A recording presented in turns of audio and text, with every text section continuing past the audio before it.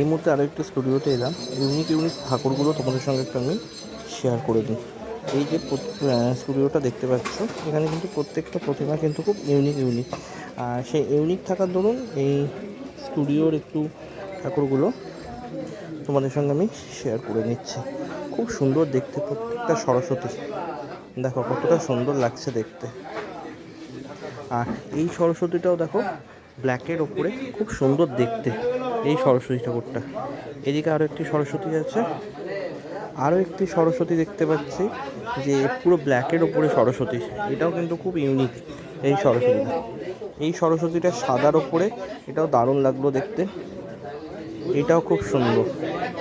তো খুব ইউনিক ধরনের সরস্বতী এই স্টুডিওটাতে আমি একটু দেখতে পেলাম, তো তাই তোমাদের সঙ্গে শেয়ার করলাম। তার মধ্যে এই সাদা, এই কালো সরস্বতীটা আর এই সরস্বতীটা, এই সরস্বতীগুলো কেমন লাগলো কুমোরটুলি থেকে তোমরা একটু কমেন্ট করে জানিও।